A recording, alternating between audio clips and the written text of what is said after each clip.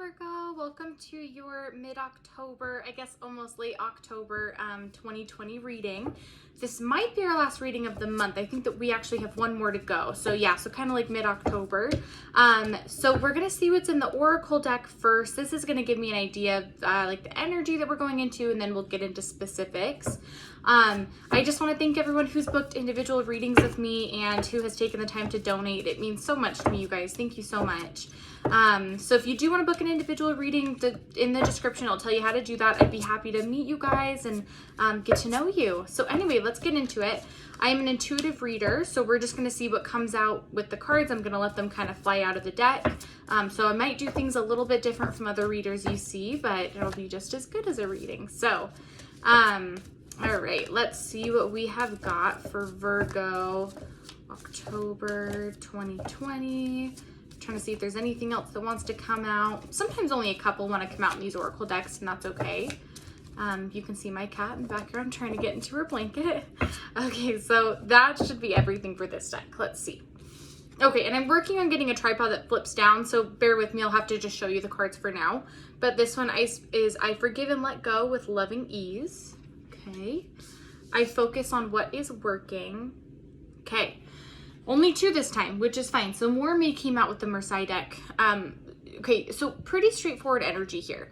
The time in like our life that we're in, the best metaphor I can give to describe with these colors is we're kind of like right in the middle of the night here, which means we're on the verge of something new starting, but we still have some doors that we have to shut, is what I'm feeling here. So there are still some doors that we have to shut, which is okay. It just means we still have a little bit of work to do in this phase, and then we'll be ready to move on to the next thing. Not exactly sure what that next thing is yet. Maybe we'll see from the cards, or maybe it will tell us what we need to finish up to get to the next part. Either way, we'll get some answers going for you. On top of that, I think that this time you're feeling very powerful, very connected. So just make sure that you're having, trust in yourself. And they always, like once a week, the cards will fall on the ground. So let me grab those. Okay. So those ones definitely wanted to come out. So we are going to take them. So yeah, I feel like there are a lot of messages we have to get out here. I feel like you guys are kind of just in this, like what's the word I'm thinking of? Like self-improvement time in your life. And I can feel that there's another energy at play here. There's somebody in your life that is kind of making things maybe not super fun, but we're going to see what these cards say. This is the Mercy deck, so we're going to see if there's any specifics here. Okay, I want to see if like one or two more want to come out. Okay, there's one. Let's see. You know what? And then this one really wants to come out. So actually, I feel like there's one more. Sorry, guys. I think that there's one more. Yep, there we go. Okay. That is what I thought. Okay, so we have the Four of Wands here. We have got the Queen of Cups. Love that card. We're going to get into that one. It's a beautiful card. Okay, we have the Hanged Man in reverse position. We have the Queen of Swords. Let's see, we've got the Devil. This one comes up for you guys like every week, and I know why, so we'll get into it too. I think that was that person that I was talking about. Okay, so then we've got the Seven of Swords. We have got the Five of Swords in reverse position. Okay, we've got the Ten of Swords in reverse position. And lastly, let's see what we've got here. And then we've got the Six of Wands in reverse position as well. Okay, so where do I kind of want to start with this? I think I want to start with the Devil because that's the clear one that we're dealing with, right? So if there's somebody holding us back right now, there's somebody blocking you spiritually and emotionally. There's like a weird glare. Spiritually and emotionally from where you're supposed to be right now. So I'm feeling like this is a very specific person. The Devil's always going to mean that, like, you know, we're in shackles from someone. I don't love the energy coming off this person. I'm not going to lie. They're not the most wholesome energy that I felt in my life. So they do make me wary, but I'm not super freaked out by it. Like I said, they just make me a little bit nervous. I just think that they're kind of manipulative and kind of annoy you. So I think that that person's going to be an issue just for a hot second. So maybe that's one of the things that we just have to, one of the doors we have to shut before we move on. I don't see them coming with you to this next phase though. I don't see them getting in the way of this next phase, which is good. So it means we're almost done with them. Just a few loose ends to tie up with them. Okay, so the Hanged Man in reverse position, this means that we need to change our perception of things. So I feel like you kind of are stuck in this one track mind of like, this is who I'm going to be. This is what my life is going to be. This is like the life I'm going to have. So I think it's like, it's time to flip our perspective and change our expectations, because the reality of things is that it's totally good to dream. It's totally good to have expectations, especially high ones. But I think the guides are asking you to change them because there might be something better in a different direction. So I would just kind of put aside those expectations. I'm not saying be more realistic. Keep your head in the clouds, Virgo. That's fine. But just change your perspective a little bit. See if you can step out of this illusion and see if there's anything else on the other side. I just think it will do you well right now to just try and not be so heavy on the like exact of everything. Just let things be loose is what I'm feeling here. Okay, so I love that we have two queens here, because the queen is always going to represent like confidence, like self-confidence, courage, independence is going to be a big one, especially with this Queen of Swords. This is independence. So I'm feeling for you guys right now, I'm thinking that if you're focusing on love, or you're focusing on a relationship coming into your life, it's just not going to happen in this phase. It might happen in the next one or the one after that. But I think for right now, let's focus on yourself and your heart and see like if there's any self-improvement for you or anything else we can do there. So again, not a bad thing at all. I know that we always want to hear that there's a relationship coming, and there is one. Just not right now. The relationship with yourself is more important than a relationship with another person, which is kind of a beautiful thing when you think about it. We do have a lot of swords. I'm thinking it's an air sign that's going to come into your life. It's either an air sign coming into your life or an air sign that is causing you issues. I could see it either way. So look for the air signs in your life, see what it is. If the person who's kind of causing you problems in your life is an air sign, then you know. If not, then it's probably the person that your love interest is going to be, which is great. Okay, so the Queen of Chalices, this is going to represent independence from relationships as well. So again, this is going to be like, not that we're not going to have a relationship one day. This is just going to represent that we are going to focus on the relationship with ourselves, but that there is love coming into our lives. The love that's coming into your life is going to be strong and built on a really good foundation as well. So good love coming in, but love here first. And what a beautiful card is that. I mean, and of course she represents like the courage and the confidence. So I see a lot of self-confidence here as well, which I'm really hoping for you guys, because that's a really good thing to walk away from this week, is a little bit more self-confidence. Okay, so yeah, let's go here. So the Four of Wands, this one is going to represent a time of going inwards and rethinking some things. So Virgo, I really feel like these doors that we have to shut, this unfinished business, is really everything to do with in here. So I feel like there's just a misalignment here. There's just like one blockage I'm feeling. So one of your chakras is blocked, like one area of your life is blocked. I think it's internal. It might be like the way you view yourself, your insecurity. It might just mean you still have some work to do on yourself.